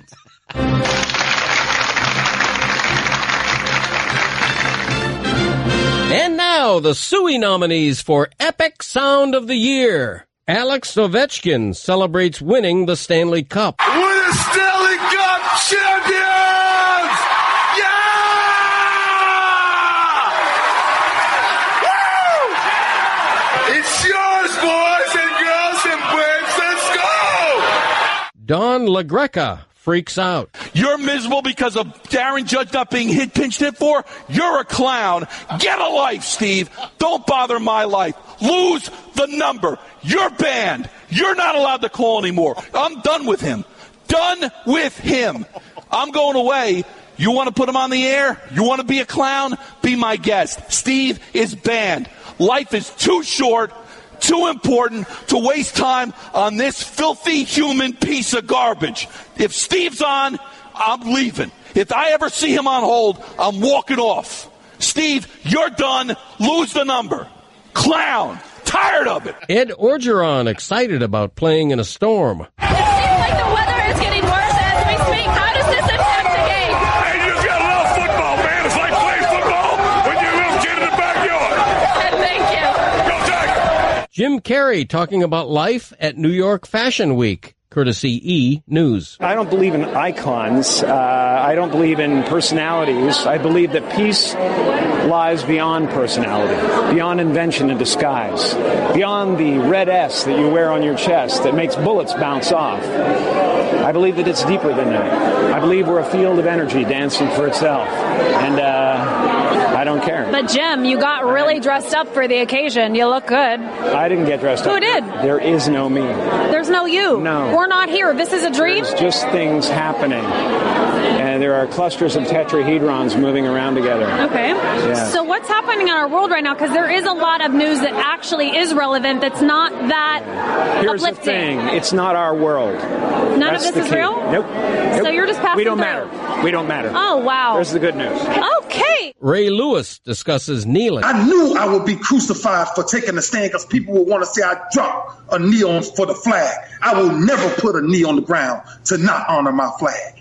This flag is the reason that we have opportunities because young girls, brothers, sisters, fathers, husbands, wives go to the military and fight for us that we will never see. We don't know the sacrifice they made, so I would never put my knee down in the midst of paying attention and honoring my flag, my country.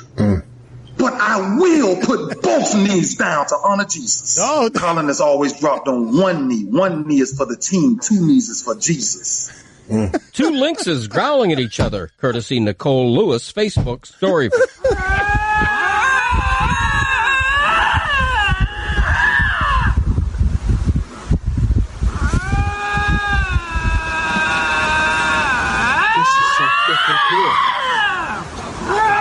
Cool. Who runs into this?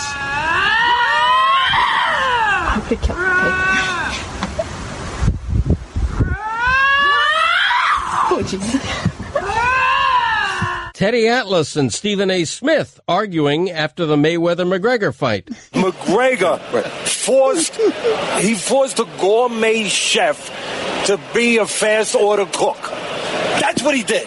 He forced a gourmet chef to be a guy. But doesn't that make it fast food? I mean, doesn't that make it fast food? That's Instead of exactly a la what carte it steak? does. That's what I'm saying. He made him go in there. Listen, and he made him flip cheeseburgers. He made him there go we on. go. He made him do something. Hold on, Teddy. Hold on, Teddy. But his character allowed him still to walk the guy down. Wait a minute, Teddy. What I'm saying to you is this: if you go to a restaurant to get some steak, some filet mignon, and instead you get a burger. Okay, ain't it a burger? I mean, it's just a burger. That's what we saw tonight. That's all I'm saying. Dave Gettleman doesn't have time to waste. You know, people call you and they want the second pick of the draft for, a bag of donuts, a hot pretzel, and a hot dog. It's like, you get away, leave me alone. I ain't got time to screw around. Billy rips Charlie. Well, Charlie had this. Charlie, as far as I know, so just Charlie's title in my. Are you going to say anything? Andrew Luck gives us his book club selection. Hey everybody, happy June. This is Andrew Luck with the Andrew Luck Book Club, and I have my copy of A Girl Named Zippy by Haven Kimmel. I'm really, really excited. Get to read about Indiana. Rookie selection, month of June, getting into summer. Hank the Cowdog, an absolute classic. I cannot wait to get in the book again. The original Adventures of Hank the Cowdog. Stugotz calls Murray. Hello. Murray! That's the name. How you doing? I'm good. I don't know who I'm talking to, but I'm good. You talking to Stu? Did you get some golf in today, Murray? Golf? Yeah, you play golf today, or? No, I don't play golf. No, you don't play golf at all? No, I stopped some years ago. Oh, really?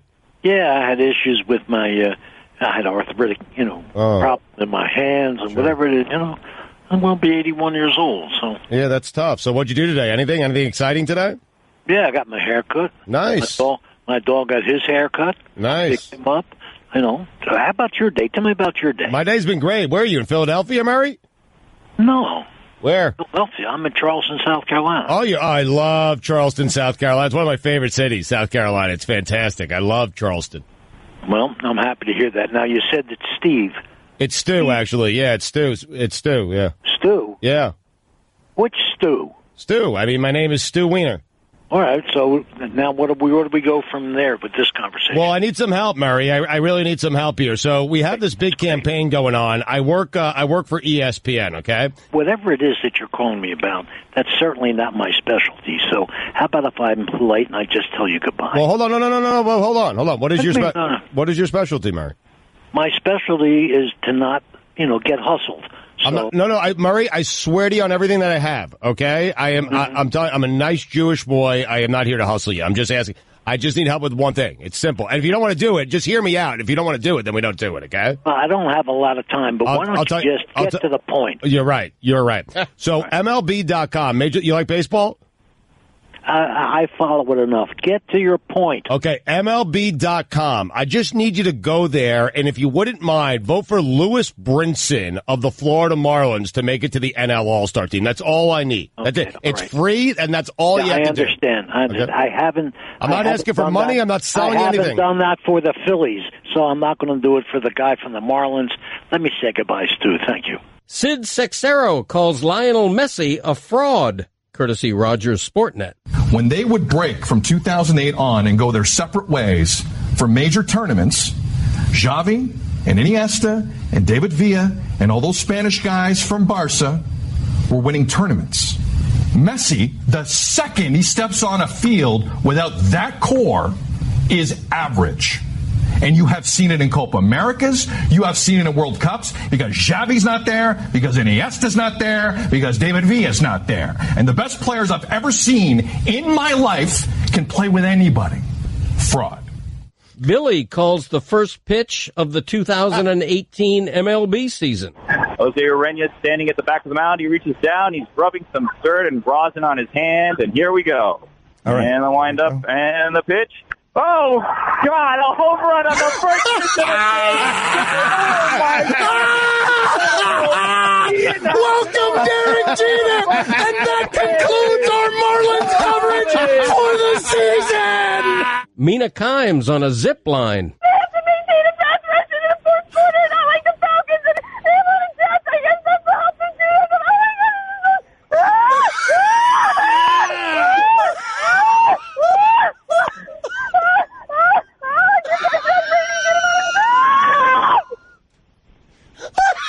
She's still with us?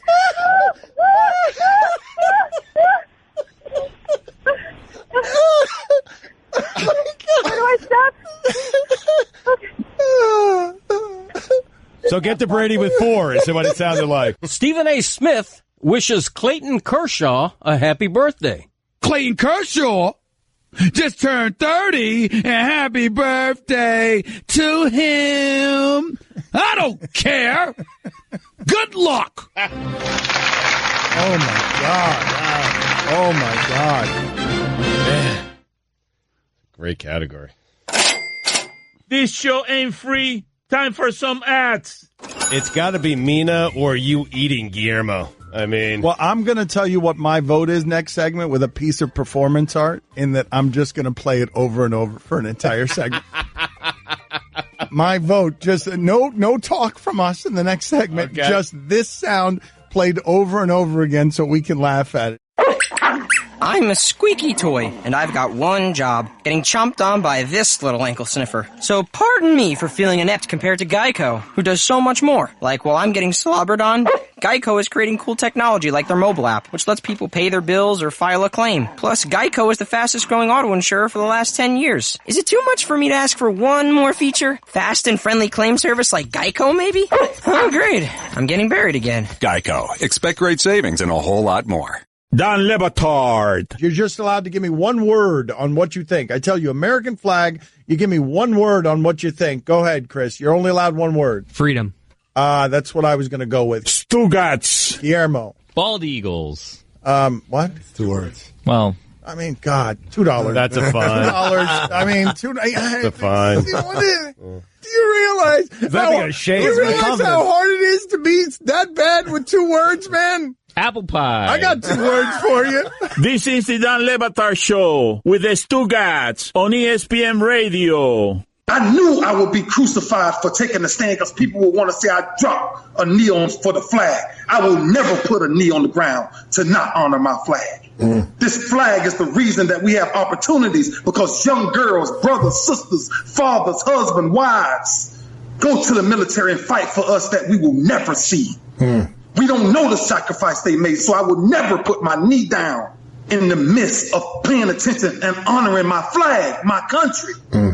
But I will put both knees down to honor Jesus. I knew I would be crucified for taking a stand because people will want to say I dropped a knee on for the flag. I will never put a knee on the ground to not honor my flag. This flag is the reason that we have opportunities, because young girls, brothers, sisters, fathers, husbands, wives go to the military and fight for us that we will never see. We don't know the sacrifice they made, so I would never put my knee down in the midst of paying attention and honoring my flag, my country. But I will put both knees down to honor Jesus. I knew I would be crucified for taking a stand because people will want to say I dropped a knee on for the flag. I will never put a knee on the ground to not honor my flag. This flag is the reason that we have opportunities, because young girls, brothers, sisters, fathers, husbands, wives go to the military and fight for us that we will never see. We don't know the sacrifice they made, so I would never put my knee down in the midst of paying attention and honoring my flag, my country. But I will put both knees down to honor Jesus. Yes. I knew I would be crucified for taking a stand because people will want to say I dropped a knee on for the flag. We're really going to do this? I will never put a knee on the ground to not honor my flag. This flag is the reason that we have opportunities because young girls, brothers, sisters, fathers, husbands, wives go to the military and fight for us that we will never see. We don't know the sacrifice they made, so I will never put my knee down in the midst of paying attention and honoring my flag, my country. But I will put both knees down to honor Jesus. Hallelujah. I knew I would be crucified for taking a stand because people will want to say I dropped a knee on for the flag. I will never put a knee on the ground to not honor my flag.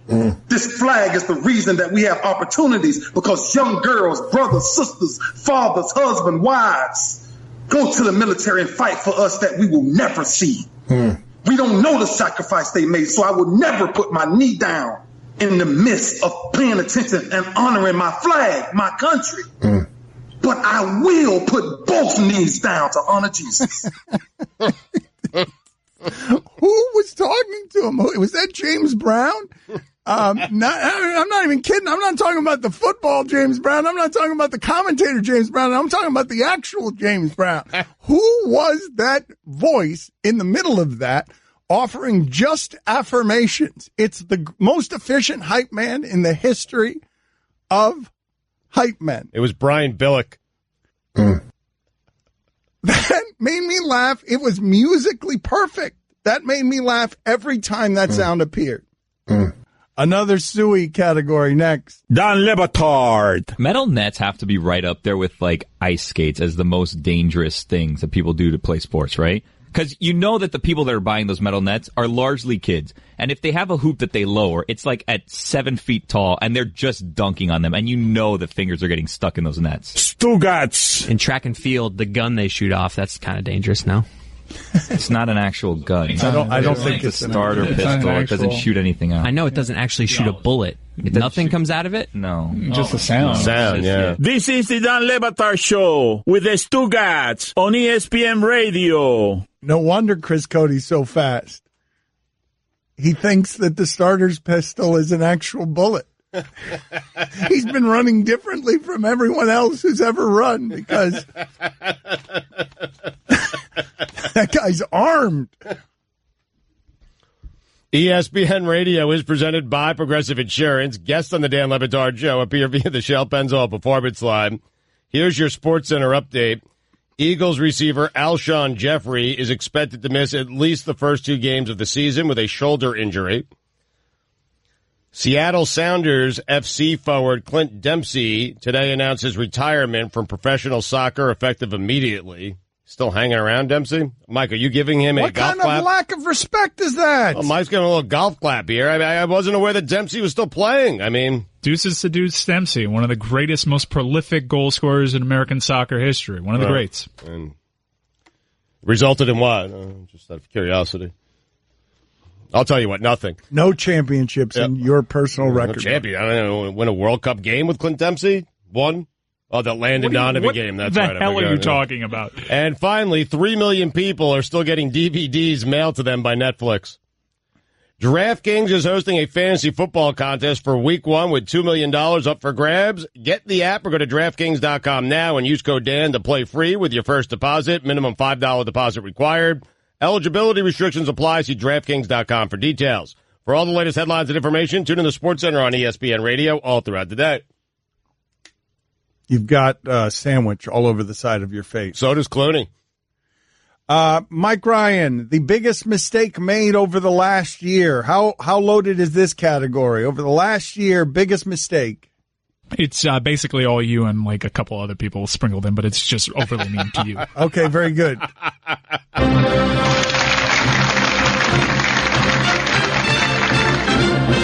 And now, the Suey nominees for worst mistake made on the show. Dan messes up the name of the Golic and Wingo show. So he was on Wingo and Golick, and I'm told this is Golick and Wingo. Excuse me. Whoa, that's a fine. Wow. No, that's not a fine. What do you mean? No, what? That's not. That's not the name of the show. That's not the name of the show. A fine. They only had 8 million ads. $2. Fork it up. You want me to front you? No, thank you. Good, because I don't have any money on. Dan calls Josh Allen Josh Drew. While people get mad about the racial analysis in this, why is it not a worthy conversation to wonder, is it possible that Mel Kiper, in all of his whiteness, looks at Josh Drew and sees a guy, or Josh Allen, yeah. No. Fine. No. I think Josh Drew is a guest booker at ESPN. Dan calls Brooks Koepka Bruce. The idea that you're sitting here arguing on behalf of he took the shine away from the golfers of the day. He did. Who cares? Brooks Koepka, he cares. Nobody cares about Bruce Koepka. He won back-to-back U.S. Opens, man. First guy since Curtis Strange, and that's a fine. Whatever you called him, it's $10. What did you call him? Brooks Koepka. That's his name. What did I call him? Bruce Koepka. Yes. After he said Brooks Koepka already. Dan calls Boomer and Carton the Carton and Daly Show. You would totally use the airlines. If the airlines right now were in a period of altruism and giving, you would use that and you would become Carton from the Carton and Daly Show, like reselling tickets. It's Boomer and Carton. Oh, bleep me. That's a fun. The Carton and Daly Show. What did I just do? Is he doing the show with Carson? Or is he doing the show with John Daly? What did I just He just do? merged Carson. Christ Greg almighty, Carton and man. Carson Daly. That was horrifying. Or Carson Palmer. I don't know. Dan awkwardly answers question from Jeffrey Holmes, the tour guide of the haunted house in New Orleans that Nicolas Cage used to own. There's everything from the ghost of a man wrapped in chains walking down the hallway on the 3rd floor, because that's where the attic was, where all the tortures and mutilations took place. I don't know if you've seen American Horror Story, the TV show. I've seen of it. I don't. You just really threw that in my lap there. Dan thought former Utah Jazz coach Frank Layden was dead. Who the hell's a happy coach? Is there such a thing as a happy coach? How about Frank Layden? Frank Layden was great. He's also dead and has been for many years. Frank Layden's still with us. What? Wow. That's a fine. Wait a minute. What? An egregious one. Wait a minute. What? $10, man. I mean, you just killed a man who's alive. There's no Wait a minute. There's no death date on his Wikipedia. Wait, that can't be right. Wait a minute. So he's alive. If Wikipedia, there's no death. Wait a minute. Why can't it be Did right? I just confuse him with Rick Majerus? Because of Utah? That is what just happened. Yeah. I'm so sorry, Frank Layden. Another fine. It is a fine. Dan messes up Taylor Twellman and Max Bratos' names. Let's play the sound of Taylor Twellman speaking on behalf of all of America here at the result here. He's an ESPN analyst who I thought was going to roundhouse kick Matt Bratos during the middle of this. Max. Mother. That's a fine. Mother bleep. Sorry, man. Mother. Yeah, you're sorry. That's an easy one. You're sorry. What'd you call him? Sorry. I'm not. Dan calls Minka Fitzpatrick Minka Fitzgerald. The Stephen Ross report in the Boston Globe. Did you guys see that? They report that instead of Minka Fitzgerald, Stephen Ross wanted to trade down. Fitzpatrick. What did I say? Fitzgerald. Damn it. Fine. Dan mispronounces John Boehner. Times changed, and specifically they changed for Williams, who in 2011 was dumped from the Monday Night Football broadcast after he went on Fox News and called Democrats the enemy and illustrated his point by comparing the sight of President Obama playing golf with John Boehner to seeing... I believe it's Boehner. Boehner. Okay, thank you. That's a fine. An unfortunate one. Dan thinks George St. Pierre had a drinking problem. With St. Pierre, do we know where he is? Because St. Pierre was a surprise to see that he was having problems with chemicals. St. Pierre was having problems with chemicals? With drinking. With drinking? I didn't know that. Did he say that? Okay, wait a minute. This is news to you? Am I recklessly speculating that? I thought that was part of why it is that he left the sport. Am I wrong about that? As far as I know, yeah, that isn't why he left the sport. Okay. That he had a problem with drinking. I never heard that. Okay. Well, you would know that better than I then. I can't believe I just did that. You're conceding that Dana would know that? I know, but yes, I am conceding that Dana White would know if before I would. He has OCD. Okay, OCD is what I meant. There you go. The medications for OCD I meant. Very similar, yeah. Yes. All right, I can see how you could have messed that one up. Billy thought John Fogerty was dead. The one John Fogerty song. Do you call it center field or put me in coach? When he died, this is the only song I knew that he did. I was sad. I was like, I'll never see him sing it live. Around the third, so good. Heading for home. How has anyone seen that Showtime Eric Clapton documentary? John Fogerty was just on the show. I don't think he died. Billy just killed him. He's alive. He's alive. That's a fine. He was just on the show 2 weeks ago. Wait a minute. He was on whose show 2 weeks ago? This show with Greg Cody. It is not. I'm telling you, this is a Hispanic song. You feel it, Guillermo? I have a direct and pointed question for you. Why did you kill John Fogerty? I mean, the internet says he's still with us, but who's the guy? It's someone just recently, and it was like a big deal, and then Chris was talking about it. He never got to see him live, and I was pretty sure that was John Fogerty. Tom Petty? Oh, well, you know. I'm ready to play. Dan calls Kevin Winter Jonathan. That Jonathan Winters Sports Center flash where he says, and the owner of the Giants says he doesn't know how many fingers. It's Kevin Winters. Mother. That's a fun. Dan calls Jerry Reese Floyd Reese. So now what happens with the Giants? Does Eli Manning now start next week? Who's the interim coach? Did they fire Floyd Reese too? Did they fire the general manager too? Jerry Reese. Jerry Reese, damn it. Oh, that's a fine. Sorry, buddy. Dan thinks Adam Thielen is Case Keenum. But what I just saw on the television is Randy Moss was sitting in a chair, and it looked like he was being interviewed. And I looked up at the screen and thought to myself, I would like to be doing that interview with Randy Moss. And then what happened is the camera panned out, and I realized that it wasn't Randy Moss being interviewed. It was Randy Moss interviewing Case Keenum. But my response to that was to retreat and be like, oh, I don't want to watch that. Are we certain this was Case Keenum and not Adam Thielen? Because I know he interviewed Adam Thielen. Oh, wow. Oh, I wasn't. You know what? I was half paying attention, so it might have been Adam Thielen. That's actually Major funny. fun. You know, wait, no, hold on a second. Hold on a second. Hold on. This is great. I mean, we did a whole segment on this. That's great. That is great. Vikings receiver interviewing a great Vikings receiver. How great is this? The reason that I thought it was Keenum is because he looked like he had a bloated face. He had no. That's not what happened there. That is not what happened there. I don't think all white people look the same. Sure, it was the bloated face. Dan doesn't know what the movie Forrest Gump is called. Can you see it all? Yes, yeah, we got you. We got you. Right now, we've got you in the crouch. Yes. Here he goes out for a bomb. Number 9, M. Smith. It's thrown deep. Oh, don't run into that ladder. Oh, nice catch. I got so scared. Yes, he's still running. He went over the shoulder. He's Forrest Gump in that movie. He's left. In that movie, Forrest Gump.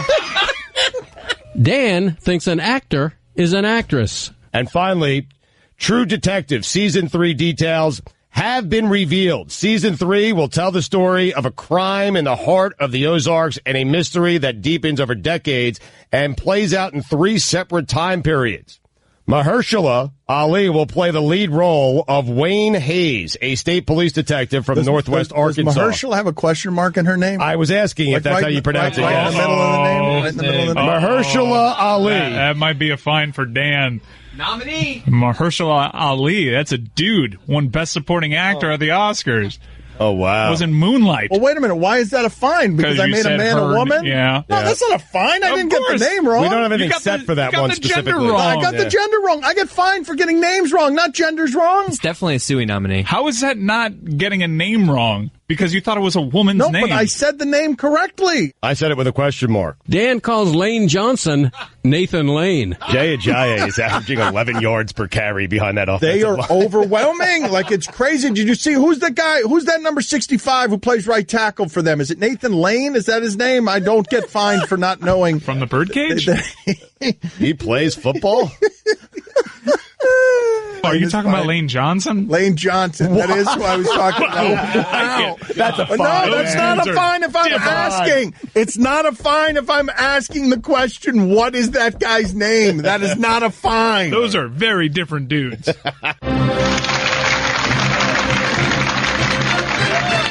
Better year, Dano. Better year. You got to vote for Billy. Billy dominated the category.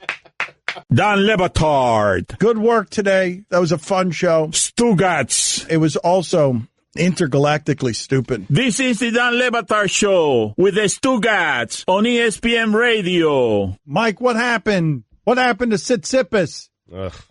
It was the white shirt, Dan. It was the white shirt that was holding him back. Thankfully, he's changed it, and this has got 5-setter written all over it, even though he's getting blown out right now. Total smoke show. Medvedev crushing Tsitsipas. Yep. You guys bet the favorite there, entertainment purposes only, right? Yep, we did. Yep. The good news is we have Isner after this, so you know what happens. 7.5 hours of Isner. Yep. 7-6, 6-7, 7-6, 6-7, 7-6. Every tiebreaker going 16-14. You want to update the polls? Excuse me, Mike. It's just way too hot to be playing tennis. It really is. It's hot, really yeah. unfair. Yep. At Le Batard Show on Twitter, if you want to vote on the polls, all the categories, the Suey categories, are loaded. The Twitter poll at Le Batard Show is brought to you by Discover Card. Discover thinks annual fees are ridiculous. They are. If you do too, find out more at discover.com. Again, at Le Batard Show on Twitter. Do you believe that doctors choose not to save your life if you are an organ donor? That's a great question. 54% of the audience said no. It was tight, though. Yep. Who's less overrated? Jim Harbaugh or Brian Kelly? 54% went with Jim Harbaugh. He is less overrated. Is Notre Dame still a national program? Golick's mad at you, by the way. Which one of them? Senior. It's upset. 63% of the audience said no. Well, there you go, Golick. Be upset with 63% of America and get your name right. If Alabama started their third-string quarterback, would you still favor them to make the playoffs? 85% of the audience said yes. It's crazy. Stugotz and Mike Golick. Menches, Welchers, both.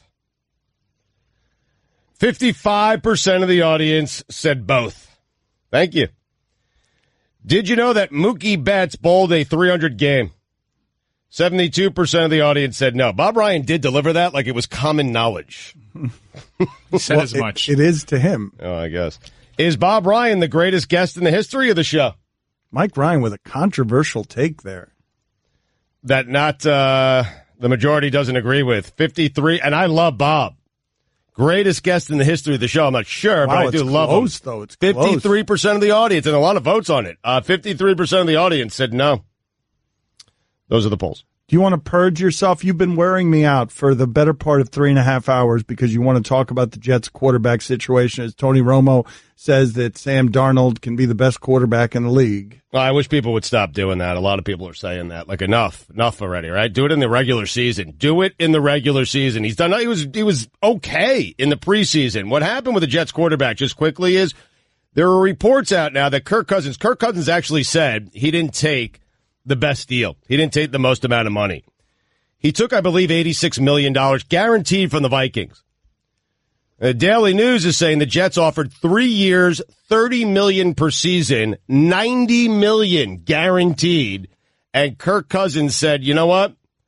I want to be with the Vikings. What he did, now it's really a blessing in disguise, because he went to Minnesota, he drove around, he called his wife, he said, this place is perfect for us, and did not even visit the Jets, which upset the Jets. They thought they had a very good chance. But what happened was the domino effect. They end up getting Teddy Bridgewater because the Vikings get Cousins, and then they end up going up and getting Sam Darnold because Cousins didn't come there. So if they get if Darnold turns out to be good, the best quarterback in the league, they have him a rookie salary as opposed to $30 million a year. So it could be a blessing in disguise. Liam Neeson, are the Jets going to be any good this year? No. Many of you are complaining